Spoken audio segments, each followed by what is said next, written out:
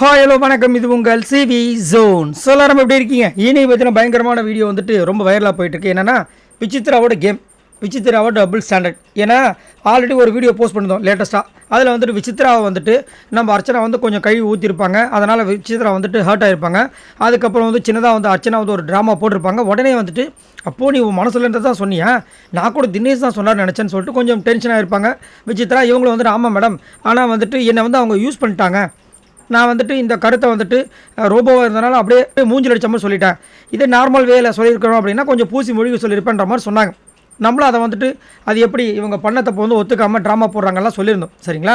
இப்போ என்ன ஒரு வருத்தம் என்னென்னா, இப்போ இந்த விஷயத்தை இவ்வளோ வெளிப்படையாக சூப்பராக வந்துட்டு அர்ச்சனாவை கேட்குறாங்க விசித்ரா, சூப்பராக மாசாக இருக்குது. ஆனால் அதே விஷயங்களை இந்த புள்ளி கேங்கில் இருக்கிற ஒரு சில பேர் வந்து நேற்று இவங்களுக்கு அநியாயம் பண்ணாங்க. அதை கேட்குறவங்கள கேட்டிங்கன்னா அதுக்கு கேட்குறதுக்கு அவங்களுக்கு போய்ஷியும் கிடையாது, கேட்குறதுக்கு தோண மாட்டுது. இதுதான் வந்து நம்ம விசித்ரா மேலே வைக்கிற பெரிய குற்றச்சாட்டு. டபுள் ஸ்டாண்டர்டான விஷயங்கள், ஃபேவரிசம் எல்லாமே. சரிங்களா? ஏன்னா நேற்று பார்த்தீங்கன்னா பூர்ணிமா வந்துட்டு நிக்சன் வந்து ரோபோவாக இருக்கும்போது போடி அப்படின்னு சொல்லியிருப்பாங்க. இவர் வந்து போடின்னு சொல்லியிருப்பார். ஆனால் இது வரைக்கும் நிக்சனையும் அவங்க கேட்கல, பூர்ணிமாவும் ஏன் சொன்னு கேட்கவே இல்லை.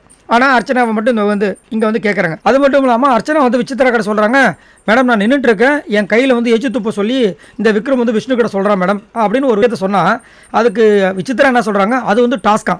ஸோ ஒருத்தர் வந்துட்டு எச்சு துப்ப சொல்லி அவர் சொன்னார்னா இவங்க அதை வந்துட்டு ஒரு வருத்தப்பட்டு சொன்னாங்கன்னா அது வந்து டாஸ்க், அதெல்லாம் புல்லிங் அப்படி தான் பண்ணுவாங்க, அதெல்லாம் நம்ம மீண்டு வரணுன்றாங்க. அதே விஷயங்களை இவங்க வந்துட்டு பண்ணிவிட்டு அங்கே வந்து இவங்க மனசுக்கு நோக்குமேன்னு சொல்லிட்டு ஒரு விஷயத்த ஒரு சின்ன ட்ராமா போட்டால் உடனே வந்து பொங்குறாங்க. இதனால தான் நிறைய பேருக்கு வந்துட்டு விசித்ராவோட கேம் மாறிடுச்சின்னு சொல்கிறாங்க. இதே பழைய விசித்ராவாக இருந்திருந்தால் அர்ச்சனா சொன்ன விஷயங்களுக்கு அங்கே கேட்ட விஷயங்கள் கரெக்டாக இருந்திருக்கும். அதுக்கப்புறம் பூர்ணிமாவையும் விக்ரமனையும் வச்சு செஞ்சுருப்பாங்க. இந்த மாதிரி நீ எப்படி பண்ணலாம், அதே மாதிரி அர்ச்சனா கையில் நீ எச்சு துப்ப சொல்றியா, ஒரு டாஸ்க்கெலாம் நீ செஞ்சிருவியா அப்படின்னு கேட்டிருப்பாங்க. இங்கே வந்து இவங்களுக்கு ஃபாலோவர்ஸ் வந்திருக்கும், ஓட்டு இன்க்ரீஸ் ஆகிருக்கும், மாசாக போயிருப்பாங்க.